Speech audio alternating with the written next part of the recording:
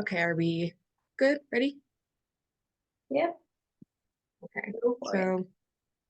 So, just so that you guys know, hi, my name is Lucy, and I'll be presenting today on trauma stewardship and how teachers and other school staff can practice self-care in the midst of hardship.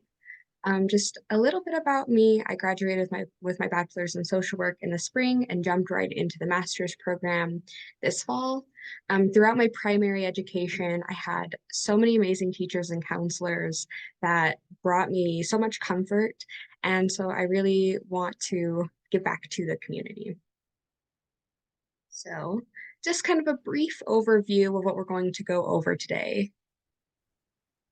Uh, we're going to talk about what trauma stewardship is, what are the traits of stress, what traits stress-resistant people have, what are like the warning signs of compassion fatigue and burnout, and then 4 different ways that we can build stress resilience through self-care practices.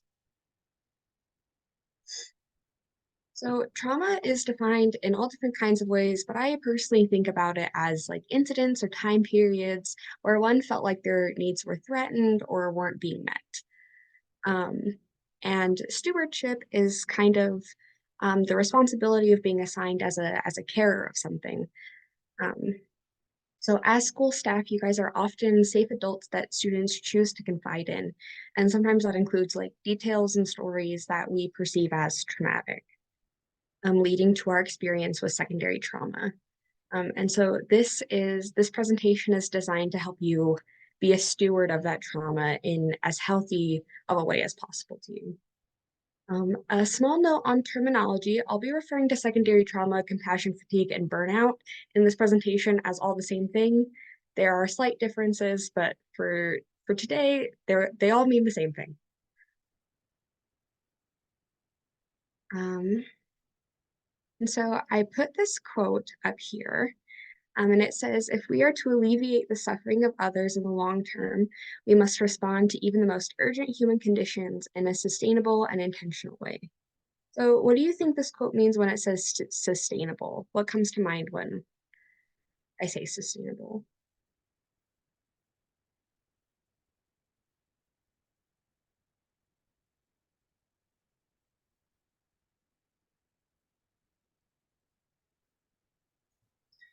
I think it means with the idea in mind that, like on an airplane, you put on your own mask first, and then you're able to help someone else. So I think that's what it means by sustainable. Yeah, definitely.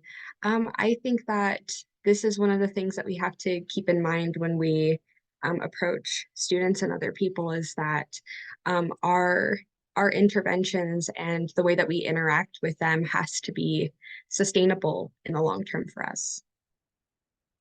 And so now I'm going to turn it over to Freddie. Okay, so what do you think it looks like? What does a person look like that has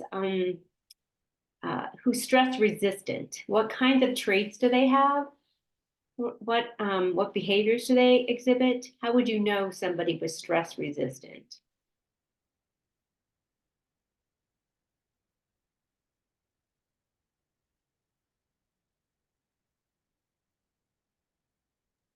I think that they can be in emotional control when it comes to conflict or kind of handle.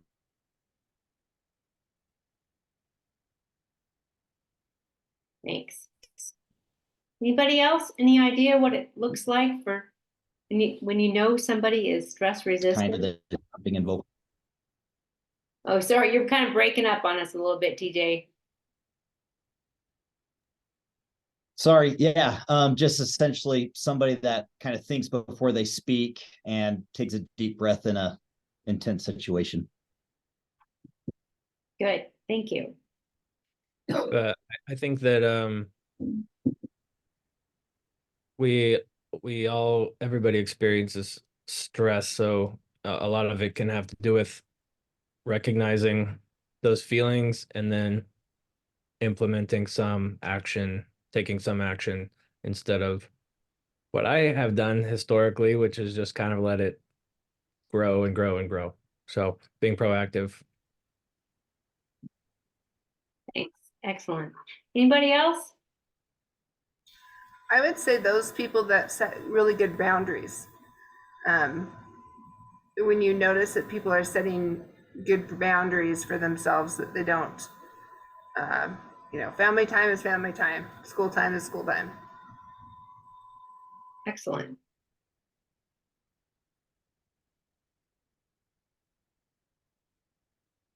Thanks, Lucy. So There we here, go. so here are some of the specific traits that you can cultivate yourself, or that you can see in others, or that you can help your students that you're working with, or your colleagues that you're helping with to become more stress resistant. So thinking about the lifestyle choices that you make, making sure that we're engaging in healthy behavior, getting enough exercise, getting enough sleep, eating the right kinds of foods, just making sure that our bodies are strong, so that we can withstand the stress. That makes a huge difference. Making sure that we have a really good support system. We have to remember that we are not superheroes. We cannot do it all by ourselves. We really do need help. And so it's really important to make sure that you're attending to your social support network. And I think that's a really good question to ask kids and your colleagues when they're experiencing some stress. Who do they have in their lives that they can count on, that they can depend on? Making sure that you're engaging in things that are meaningful, having a good purpose to your life, and feeling like what you're doing is worthwhile and will make a difference. Understanding that stress is part of life. We are not victims of stress. It's something that happens, and we do have some choices about how we engage in stress and how we try to manage that and cope with it. Again, sort of thinking about where does the control come from? We have to recognize the things that we do have control over and the things that we don't. And remembering that we always have control over how we respond, and that we are not necessarily victims of our circumstances, although sometimes it might feel like that. So we have choices about how we respond, and that's a really big part about being stress resistant. We talked about having good emotion control. So we can make decisions about how we're going to respond to stressful situations and have that internal locus of control. If we're always responding to what's externally happening to us, then we're always responding to some others, and it doesn't feel like we have a lot of control. So it's really important to understand that we can be a lot more stress resistant if we can recognize that we have control from within ourselves. And I like how somebody mentioned, I'm sorry, I'm really terrible at remembering names. So Angela, there we go. Angela mentioned about boundaries, and that's really important. Recognizing when you can do things, when you can't do things, and being able to say no. I have to say, for the most part, many social workers struggle with this. I'm guessing that sometimes teachers do as well, wanting to be able to be helpful and to be responsive to everyone. And sometimes you can't. Sometimes you need to set those boundaries and say, no, I can't do any more right now. Again, that's part of taking care of ourselves. And just like Angela mentioned, which we'll talk about in a minute, we really do have to put our own masks on first before we can help anyone else. Any questions about any of that? Any comments?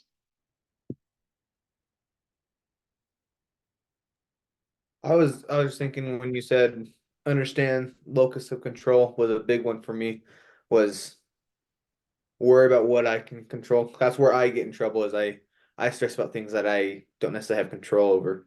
And that's definitely something where I think where I try to focus on what I can handle or what I can control. That's helped me to work better with my stress and to be more stress resistant is when I understand what I do control or can control. Absolutely. And sometimes that's hard, especially I used to keep a little small poster on my bulletin board above my desk of a superhero. And I would have to remind myself and remind my colleagues often, we are not superheroes. We do not have capes. We do not have special powers. And we have to recognize what our limitations are and to accept that. I think the other thing that kind of goes along with it, with a positive perspective, is making sure that we recognize that things can get better. We can have a growth mindset. We can think about our positive options and opportunities and keep that in mind. So attending workshops and engaging in continuing education are opportunities to have that positive growth mindset. Okay, you want to go to the next one? TJ actually has a Oh, question. sorry. Go ahead, TJ. Sorry. No, you're good. Yeah, no worries. So it's kind of more so just a comment on positive perspective of stress. I had a counselor once that I was just kind of unloading on him some of the things going on, here at the school and in my life and stuff like that. And he framed it so beautifully. He said, things either happen to you or things happen for you. And that one really took me back. And I also wrote that on a sticky note and put it on my desk as well. And that kind of just framed, like, it took me out of that victim mindset to, man, how are these situations helping me become more competent? How are they helping me become more emotionally in control? Like, how's it going to help me be a better kind of like proactive planner when crap's hitting the wall and stuff like that? So I don't know. I just thought I would share that one. Thanks. That's excellent. Yeah, that's a really good way to frame that. And that does put you back in control of figuring out how to cope with those situations. And that's really important, that to recognize. Many years ago, I taught anger management classes, and once my students kind of figured out, I don't have to respond. I might feel angry about something, but I don't have to respond to that. I can just go, that's interesting, and go on about my day. But often they felt like if something triggered an angry feeling, they really had to respond to that. And once they figured out that they really didn't have to, it made a huge difference in their lives. Any other comments or questions? Okay. So what do you think is important about having stress resistant traits? How does that helpful or make a difference for you? And do you think we're born with them, or can we develop them?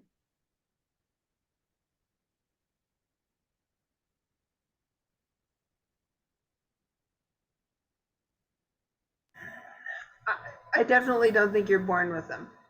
I grew up in my parents lost their farm in the 80s, and when so many other people were going under. And their idea of dealing with what was going on was, when they got that bill, it went into the drawer. It didn't get dealt with because they couldn't deal with it. So my hope is that I'm trying to put that onto my own daughter, that we deal with things as they come, not shove them into a drawer, like metaphorically. And so definitely with my students, I try to, they probably get sick of me, but I don't want them to ever feel like that, like Trent was saying, that life is happening to them. They've got a choice of how they're going to deal with it.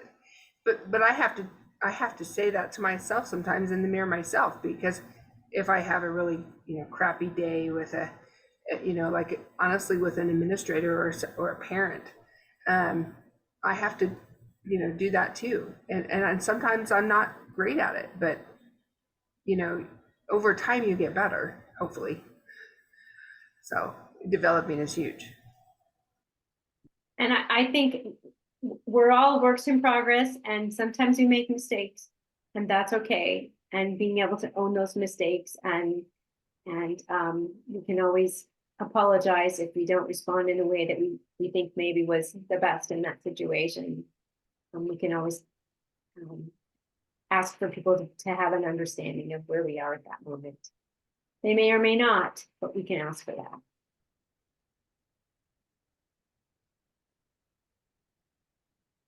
Other thoughts about why this is important?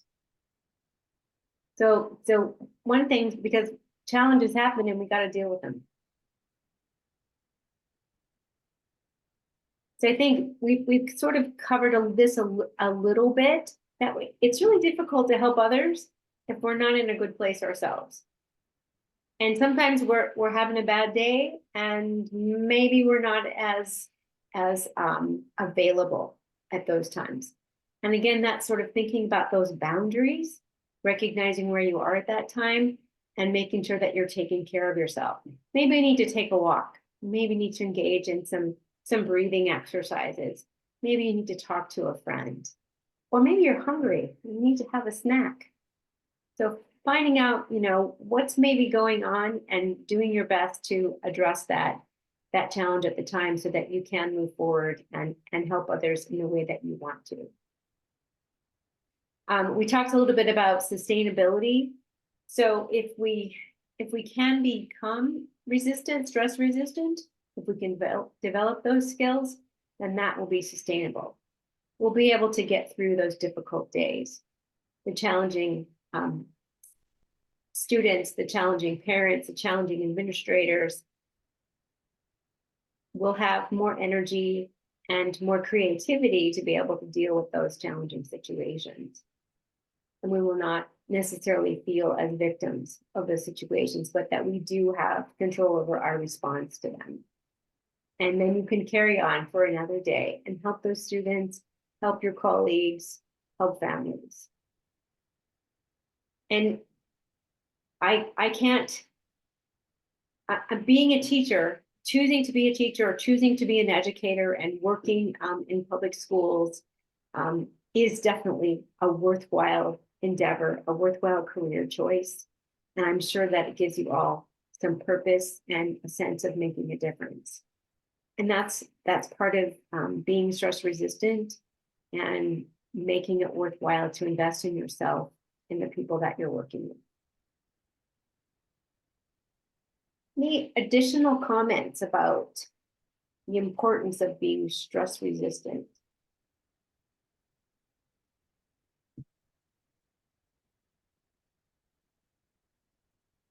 I think the other thing I wanted to note about this is that if we're able to demonstrate our ability to cope in stressful situations, we're being good role models for others. Sometimes that's what makes a big difference, is for others to see, oh, this is possible. I can manage in this situation. I don't have to be overwhelmed by it.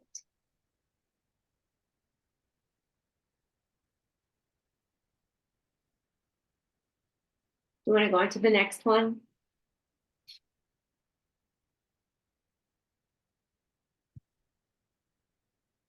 Okay, we'd like to do some breakout rooms, and we're a little bit of a small group today, so we'll just do 2 breakout rooms.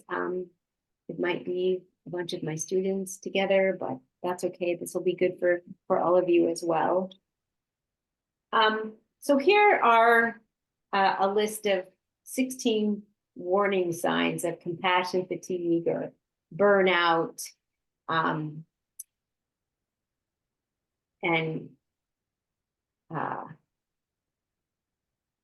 some things that you can that are triggers or that will give you an indication about kind of where you are at this moment in time.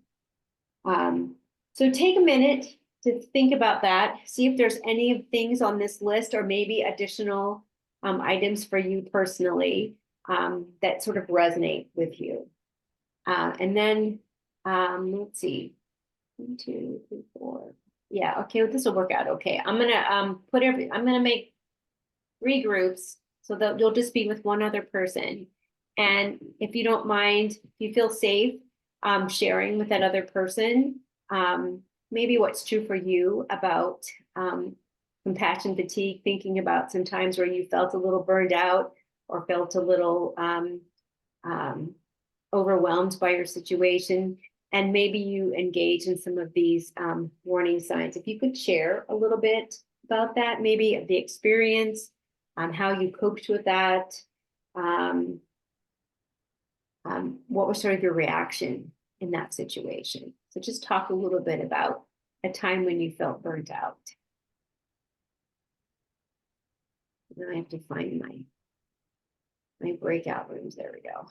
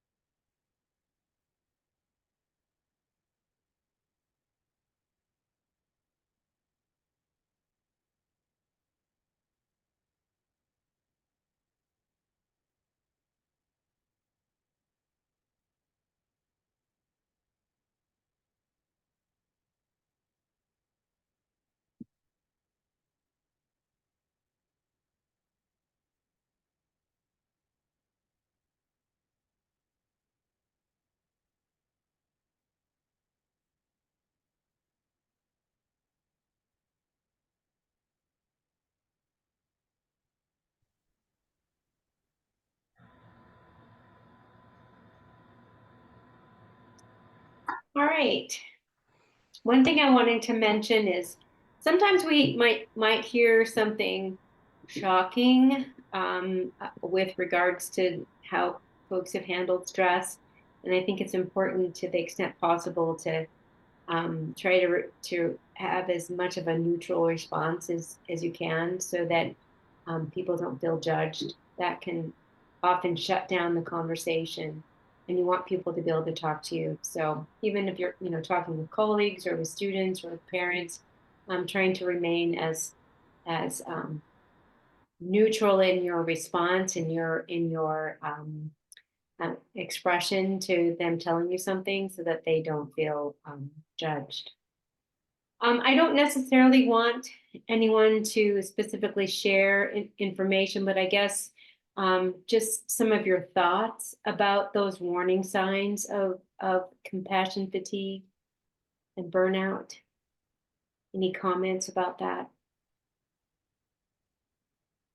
I found it kind of interesting, similar to the ACE assessment that we did in the first meeting, right? There's things on there that I was kind of shocked are an indicator of compassion fatigue, because I think there's something that some of us have just kind of thought are, just part of life, part of the situation. But I could see how it's a great indicator. One was like diminished creativity.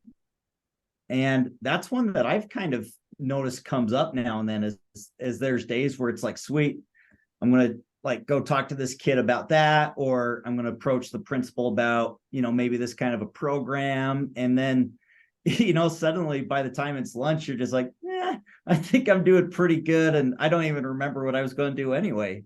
So I just found that some of these smaller things are really kind of like the ACE assessment, right? Just something I'm kind of shocked is on there, but it's valid.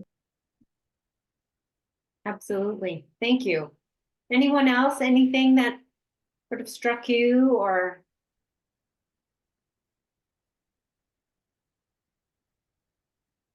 I think the inability to empathize is one that really struck with me. I think in the work that we do, empathy is really important to have. And of course, it makes sense why the inability to empathize is a reaction to having compassion fatigue, because it might feel like you just need a break, and that's your body's way of giving you a break.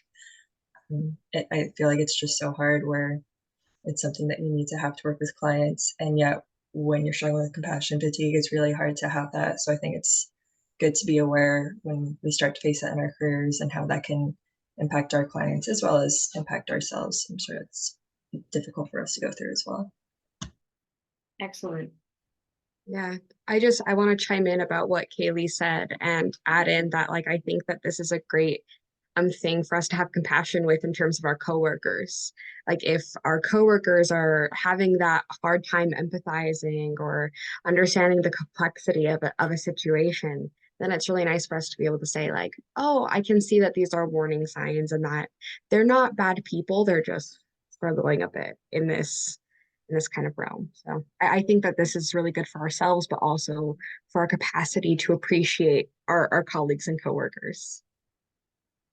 I think it's also important to recognize, as we're maybe dealing with parents or caregivers of the students that we're working with, because they may be experiencing some of these feelings of burnout as well, especially if maybe their child has some behavior difficulties or learning difficulties, just feeling overwhelmed by the situation. And if they don't have some of those stress resistant resources, it can make it more difficult to hold up under the strain. Okay, I am going to turn it back over to Lucy. So now that we've kind of talked about what stress or secondary stress or compassion fatigue looks like, I really wanted to talk about some ways to build stress resistance. Sometimes we talk about self-care or stress resistant in categories like social, spiritual, emotional, mental, that kind of thing. And this is a different approach that might resonate with some of you a little bit more. So today we're talking about self-reflection, choosing your focus, building and leaning on your social supports, and creating mindful habits. So first of all, I wanted to look at self-reflection. I feel like self-reflection looks like a lot of different things. It looks like journaling or talking to a mental health professional, meditating, or just being like present for our internal conversations. Self-reflection can help us recognize values that we feel are important, which is a crucial foundation for being able to set boundaries. It can also help us get closure for time periods in our life, like through doing things like monthly journal reflections. And then it can also help us find our why for things. And so I really like to ask questions like, who am I? Why am I doing what I'm doing? What gets me up every morning? What keeps me showing up? Like, why did I choose this? It's really empowering to think about our choices and um, the basis behind our choices. And I also think that it's a reminder that like even though we did make a choice, we have a 100% success rate for getting through our hard days. And so if anybody, nobody has to, or you can type it in the chat, but just do you guys know your why? Like why you are in the field that you are, and why you are continuing to be here?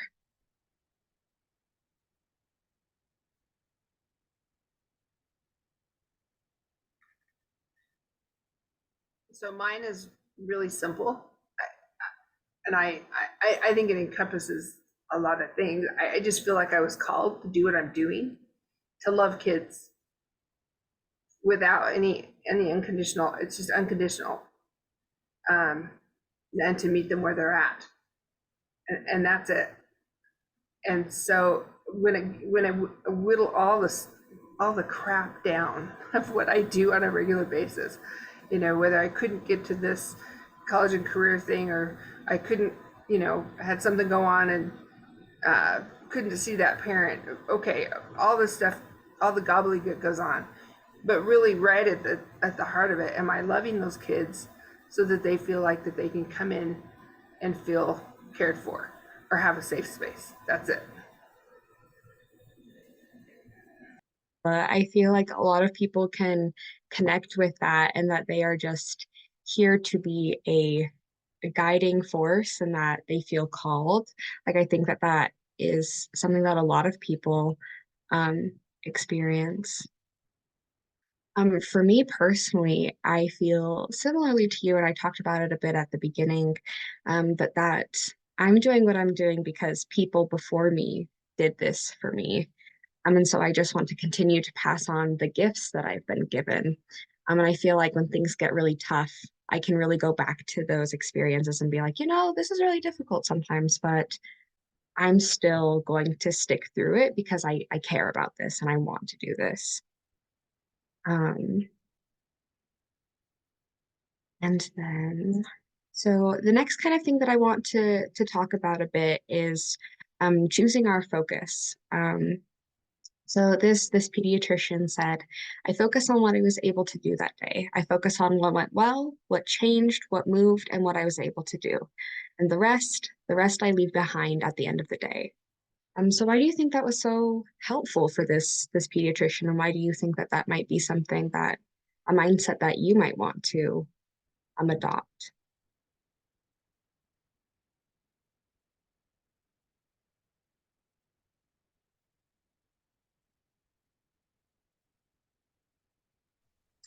So I know for me personally, the thing that I'm best at is catastrophizing and overthinking, coming up with scenarios in my head so I can go to work or have an experience throughout the day that I get back home and I'm trying to wind down, but my mind is just doing all these cartwheels and making up all these scenarios. And I think that really, really adds to compassion fatigue when we can't have those set boundaries, when we can't leave work at work.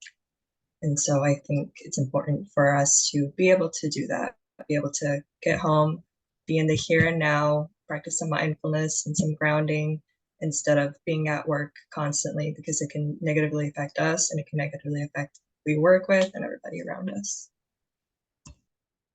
Yeah, definitely, Kaylee. I feel like I personally experience a lot of hopelessness when I don't think about the small things. When I think about the bigger picture, I can get really overwhelmed with every single little aspect that I don't have control over. So when I really like pull myself into the details and focus on what happens today and what I can do today, it really simplifies a lot of things and makes it easier for me to go throughout my day. So I wanted to give some just tips about what this can look like. For me personally, it usually looks like making a top 3 priority list or setting like an affirmation for the day. So basically, a lot of times I will wake up in the morning and choose 3 things that I want to get done. And as long as those 3 things get done, I consider the day a success. Um, and so that really helps me like hone in and focus on what actually needs to be done. And to sometimes on the worst days, this looks like just getting out of bed, brushing my teeth, and making myself food. And so just choosing those priorities every single day and saying, this is what I'm going to do today, really helps me not get overwhelmed with the larger things. I think I also do enjoy writing affirmations, usually at the top of my planner. They usually say things like, I can do hard things, or I'm worthy of rest and love, or challenges help me to grow. Um, do you guys have any other ways that you think that you do this in your own life? Or other comments?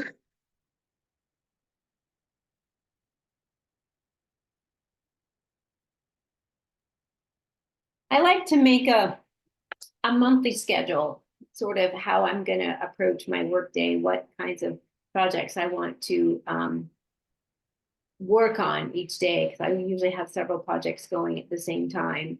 And that helps me to get to focus on each of them. And then I do an assessment at the end of the month to figure out what I still need to work on, what is finished, and what new thing has come up. So that helps me to retain my focus. And I post that on the wall and have that in my workspace so that it reminds me where I need to focus. That's so cool. I love that, Freddie. That's awesome. Um, Anyone else?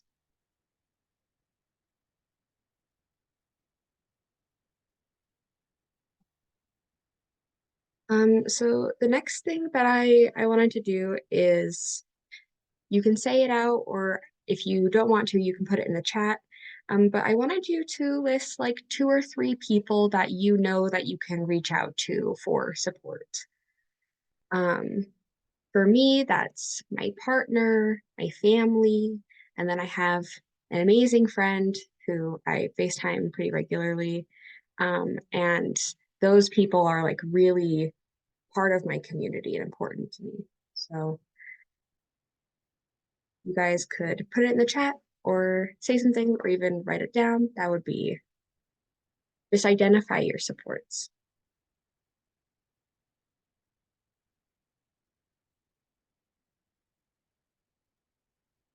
I actually really struggle with this one. Something that I'm working on, building a new community because my family is very spread out across the country, so we're close, but we're not physically close. So something to think about though. But I'm working on trying to build a better community like near me. Also, Lucy, I don't know if you got my message, but I'm gonna have to leave for work. So Yeah. Have fun, be safe. Mhm. Freddie says my friend Laura and her sister. I think that family and friends are really invaluable supports that we can rely on.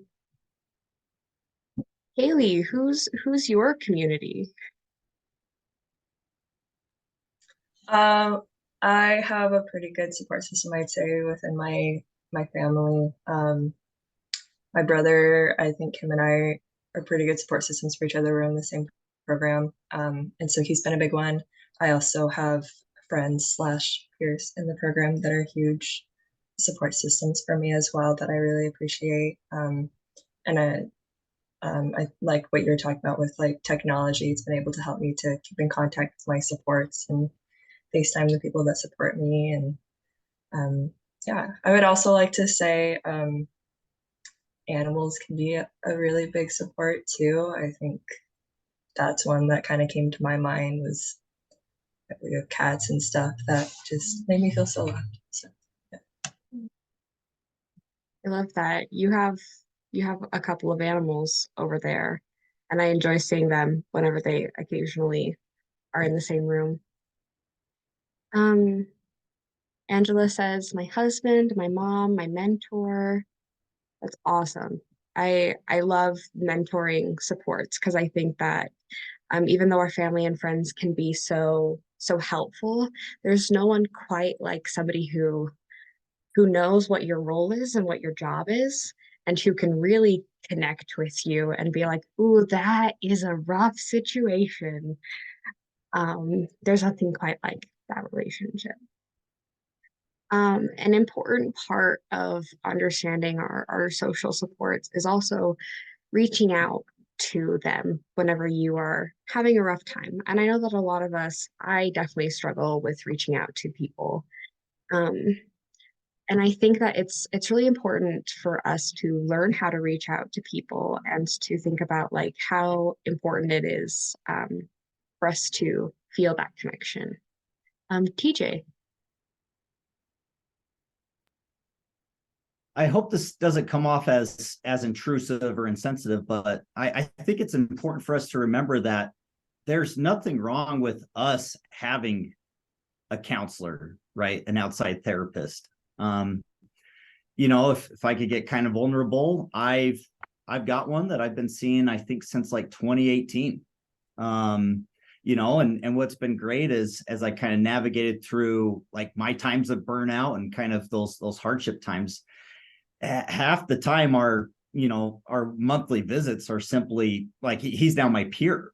And he's somebody I can bounce counseling ideas off, right? I can kind of talk about like what are your ethics and your values, and how would have you handled this situation, of course keeping everything disclosed in terms of the details. But I don't know, I'm just going to throw that out there that I think that it's so healthy to go have a counselor for a counselor, if that sounds weird.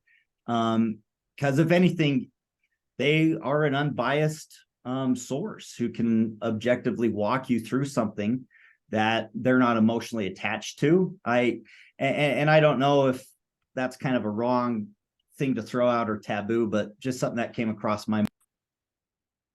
No, I love that. I've been in counseling for a long time and I'm still currently seeing a counselor as well. So I entirely agree with you, TJ. I think that if we have the time and the capacity, seeing mental health professionals for ourselves can be such an amazing tool and resource for us to be able to use. So thank you. And that was not out of line. Um, oop, yeah, back. Okay, there we go. So we just spent like the last 30 minutes or so talking about engaging in self-reflection, choosing a present focus, and like reaching out to our social supports. I think the next thing to really think about is that I don't want this to feel like I'm adding 40 things onto your plate as things that you need to do or should do to be a healthy human being. And I really want this presentation to give you tools, not necessarily to-dos. And so I wanted to think about different ways that you guys could create something super sustainable in your life that would also be a good habit and a good mental health practice. So kind of the best and easiest and most simple way to insert something into your life that will be good for your mental health practices is a mindful minute. So we talked a lot in Craig's presentation about 2 weeks ago about awareness, which is also mindfulness. And it's just being present in the moment and in your body. And it's often a muscle that you need to train. not everybody is super good at mindfulness when you start out, but there's a couple of different things that I wanted to talk about in terms of mindfulness that I wanted to mention. Um, the first one is that we want to be intentional about it. One of the big rules is do not multitask. Be in the present moment. Only do one thing at a time. And also being in the present moment kind of means not thinking about the future and not thinking about the past, but just kind of acknowledging the present moment as it is. Another thing that I think about is non-judgmentally being mindful or having no judgments. Have you guys seen Marie Kondo? There's a Netflix special called The Life-Changing Magic of Tidying Up. You guys heard of her? Okay. So she is a like professional organizer that is all about like Eastern ideals. But something that she does a lot with clients is when they have something that they know they need to let go of, but they kind of don't want to let go of it, she tells them to tell the object, thank you, like thank you for your service, thank you for what you've done for me, and then to let it go. And I think about that a lot in terms of with my thoughts, is sometimes there are thoughts that I want to hold on to and that I really feel attached to. And sometimes the best thing for me is to say, thank you so much for saying this. I needed this. And then I like let it go. I let it flow right back down the stream. Um, what do you, how do you guys feel about these kinds of aspects of mindfulness?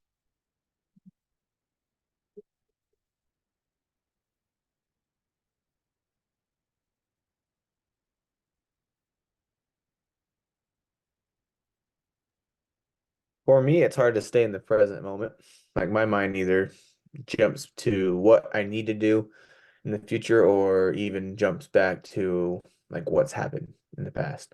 Most of the time though, it's hard for me to stay present just because I'm thinking of okay, what's the next step or what project do I have working on or what activities going on. And so I think slowing down at times and just being present and to understand, okay, this is the moment I'm in, this is what I can control at the moment, and being able to be in the present helps with a lot of that, either compassion fatigue or even the stressful moments that I'm going through. So just being in the present has always been a struggle for me. And so I think it's a one thing that I found mindfulness to really help with is just, you know, grounding myself and staying present. So Yeah. Yeah, thank you, Tyler. I experience similar things where my brain often runs way faster than it should, and it's really hard to get it to slow down and to be still. And like I said, it's definitely a muscle that you have to train, and it's something that you have to use in order to get good at. Yeah. Anybody else?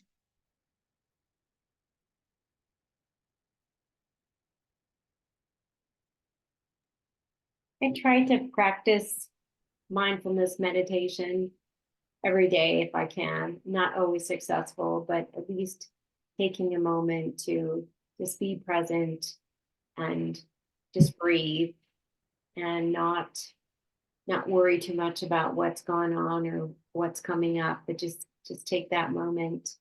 Um, Try to do that early in the day, so that I can have that peaceful moment. And it does offer some grounding and a way to have that growth mindset and to be able to move forward in a planful and thoughtful and intentional kind of way. Yeah.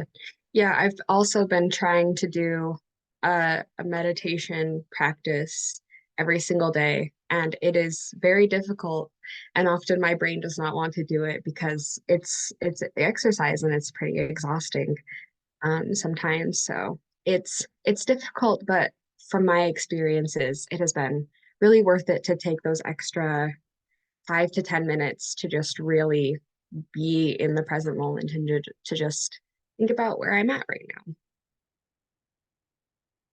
So now that we've kind of looked at mindfulness, I kind of wanted to talk to you guys about like how to put that into practice and how to actually um, you know, make it a habit. I love habits. I recently have become not an expert, but I used to never be able to have any kind of habits. And now I have a lot of habits that have been able to stick around for a while. And so some like a question that I like to ask myself is, what moment can you reclaim to attend to your inner well-being? Um, and so this moment can look like anything. I really like habit stacking a lot. So basically what habit stacking is you take a habit that you know that you do and you never forget to do. Maybe it's like getting coffee or brushing your teeth, eating lunch, anything that you do consistently, and then you attach mindfulness or meditation to that existing habit. Um, so habit stacking is a really good, like it's my favorite one. You can also use other ways to try and form habits, like set a reminder on your phone. There are lots of meditation apps out there that can also send you reminders. I also like redirection. So something that I've been practicing a lot is every single time I reach for my phone, I take a minute before I like turn it on, just to make sure that I am not reaching for it out of boredom, but I'm actually like intentionally reaching for it. And then you could also use classical conditioning. You guys probably know about this, but it's just rewarding yourself every single time that you accomplish a goal, whatever rewards look like for you. I knew somebody who, like, in order to read her textbook, she would put gummy bears at the end of every single paragraph, in order to get herself to read the textbooks that needed to be done. And that's an example of classical conditioning. Um, does anybody have anything that they feel like they connect with after hearing this, or any thoughts about it? I have an app called Habitica that's about developing habits, but in a gaming kind of way. So I have habits and that I'm trying to maintain, but I have a friendly competition game with my daughter and her friends.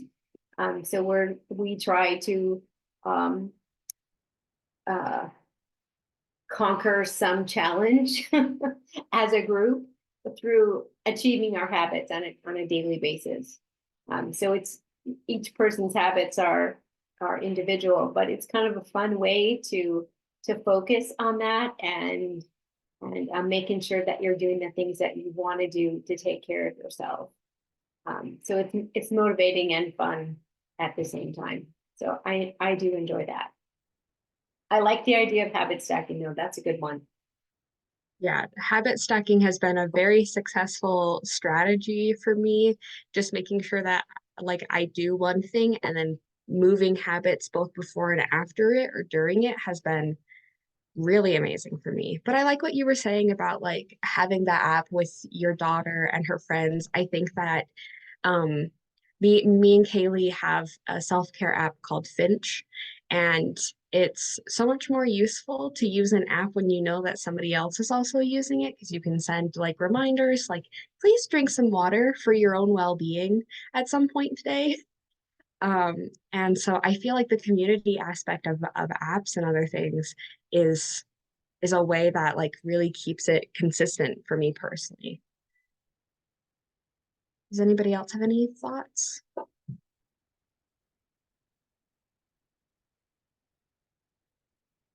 anybody else struggle with building habits?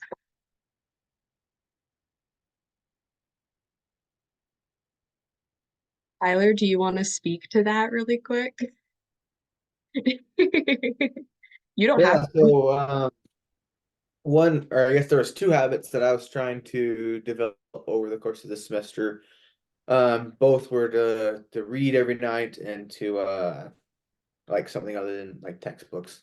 So read every night and to write to journal. So and that was my way of reflecting and to take a minute to think about my day. And the way I did is I tried the reminder on my phone, and I got about 50%. I still read every night for about 5 to 10 minutes. Journaling though, for a while I was probably about 3 or 4 times a week. Now,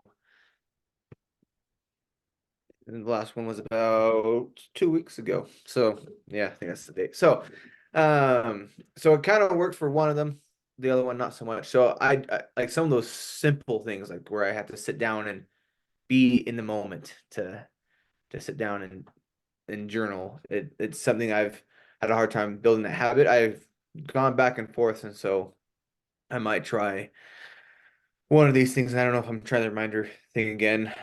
Maybe I'll do the conditioning one. Maybe I'll have like chocolate or something at the end of journaling. I don't know. So, Yeah. but that's an example I've struggled with building a habit.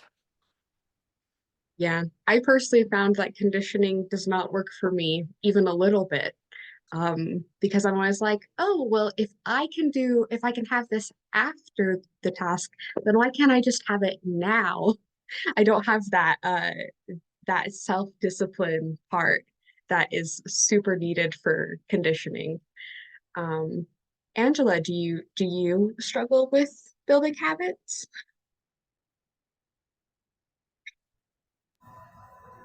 I guess I never really thought about it like how you're putting it, because I see so much of my life as a continual to-do list. Um, I never thought about it as like, you know, I could tell you like a bat. I'm not. I don't know.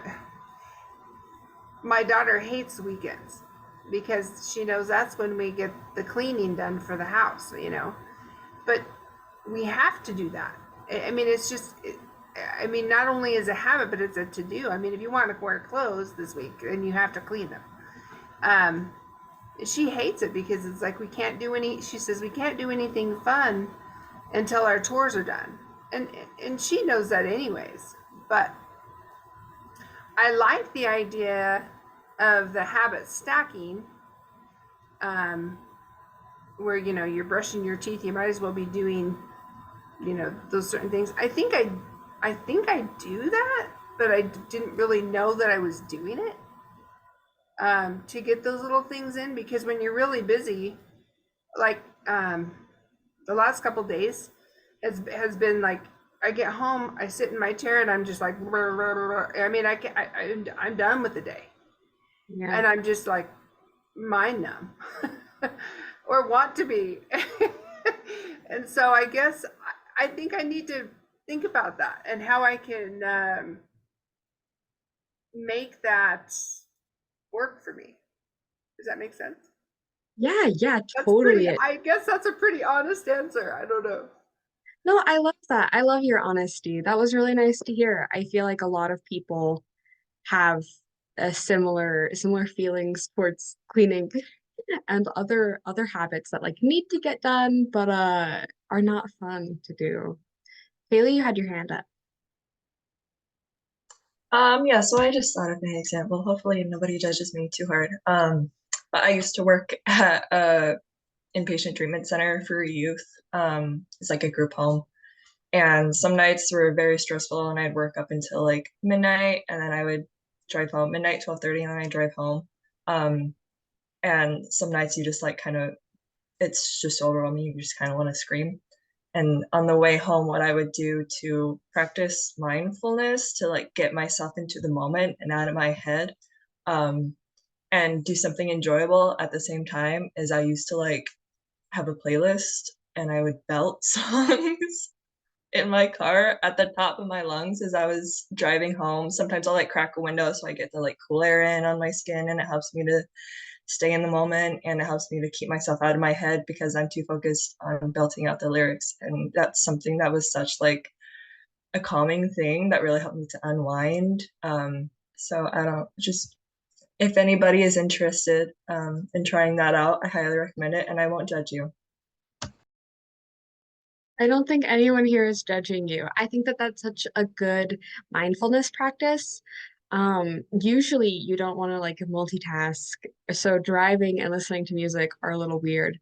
But no, I think that that's actually a really interesting thing because you were just like really present in the moment, trying not to think about other things, but feeling the cool air on your skin and just really focusing on the music and the emotions in the music. So I think that that's a really good way to practice mindfulness. So getting done a bit early today. Basically, we have 4 different ways to build stress resistance that we talked about today, which is the self-reflection, choosing our focus and perspective, building and reaching out to our social supports, and creating a mindfulness habit. But on the other side of the screen, I have listed the typical 4 kinds of environments of self-care, which is your emotional self-care, your spiritual self-care, your social self-care, and your physical self-care. Just in case what we went over today didn't really resonate with you. Um, and um, I think that I don't want to speak wrong, Freddie. I think that your assignment is dealing with what kind of self-care habits you can build. Is that correct, Freddie? I think so. I'd have to look at and I can send that out in the email. I'd have to look at the syllabus again. I didn't pull it up this morning, so. Rip. But I think it's something like that. Something like that. So if you want any feedback or you want to share, I will be here if you have any questions, comments, queries, complaints, concerns. But if Freddie is okay, unless we have to go another 20 minutes, I'm thinking that we're good. I guess just, encouraging any final comments. No, there's really, and I did send out the references to everybody with the link. So just if there's any other thoughts at this point, any questions or concerns, I can take a minute and get the exact wording for the homework. Oh, also, Kaylee posted a link to the chat. It's the same evaluation form that we've had the past 2 times. If you guys could go in and fill that out either right now or at some point, that your feedback is genuinely really helpful to us, and we hope to continue to, build on what you guys have been, the feedback that you guys have been giving us.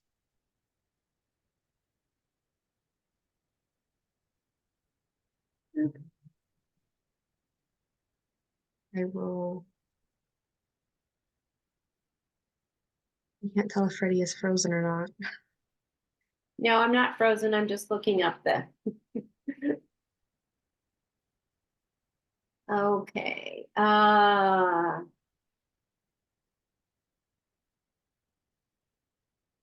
So develop a self-care plan that incorporates the elements to trauma stewardship. Sweet. So things that you do to prevent burnout or compassion fatigue. So being intentional about that. Yeah. And I think the intentionality is a really, really cool part of this, in that when we write down like what our self-care plans already look like and the adjustments that we want them to make, I think that intentionally acting on these things are super helpful. So we did put that in the chat.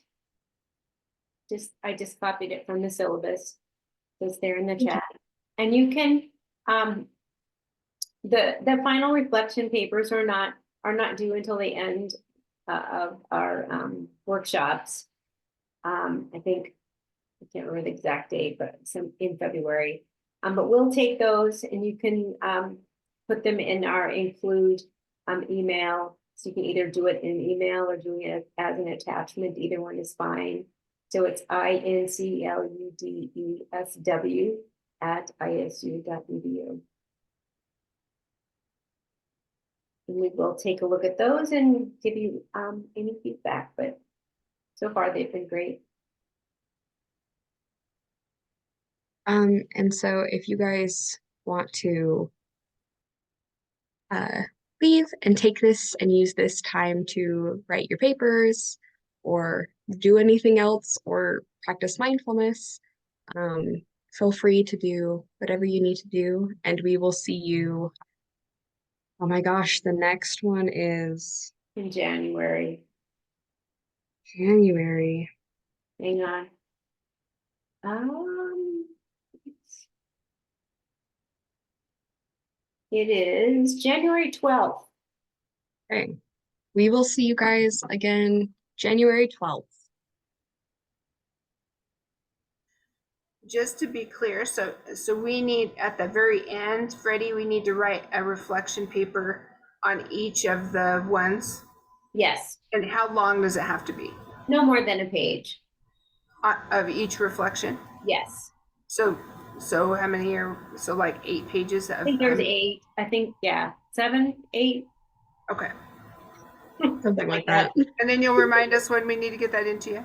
Yeah, I will. Okay. It's on the syllabus. Hang on a second. Okay. I haven't looked at it for a while, so I just didn't even think about it. Okay. Yeah, so let's see.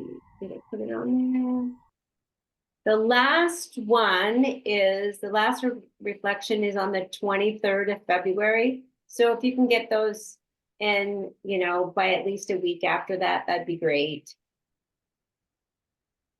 I don't think it says a due date on there, but because then we can, give you credit, the full credit for the workshop. But there's no penalties for being late. We're pretty flexible.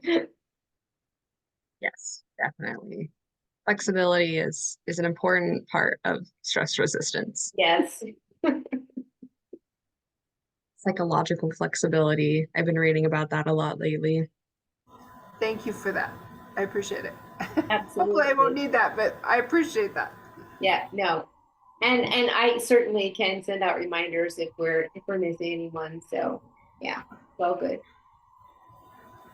All right. Last week, I was going to say, does anybody have professional developments on Fridays? Because I had something, last week I couldn't be here because I had school stuff. So that was awesome that you sent that. So I appreciate that. Yeah, no problem. And that's why we tried to plan these on Fridays, because I know that many of the schools involved in the Include Project do not meet for classes on Friday, but I know that you do have professional development often during this time. So we're trying to be accommodating to the extent possible. Thanks. Yeah, definitely.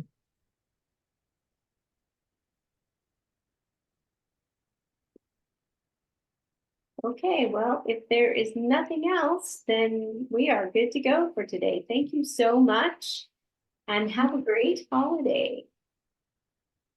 See you guys. Take good care. Thank you. Of course.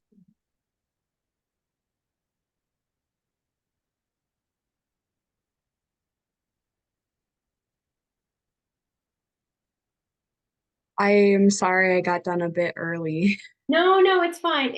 When you only have like really 2 participants, that's what happens. Because like if I only have a class of 5 or 6 students, then we always get done earlier. It takes much less time to hear back from everyone than if you have a class of 20 students.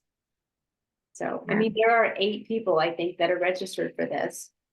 And I think if we get 4 in a session, that's a lot of people, but they are watching the videos and sending in their reflections. So Awesome. I love and appreciate the participation that they've been doing. I hope that I did a good job. and I think Carrie emailed me and said she had a hockey tournament or something in Montana today with her son. So, and I know she'll look at the video and do the reflection. So I'm not too concerned. Yeah, of course. Yeah. All right. Good job. Nice. Yeah. Okay. All right. I'll see you at Joanne's meeting. Sounds good. Okay. Bye.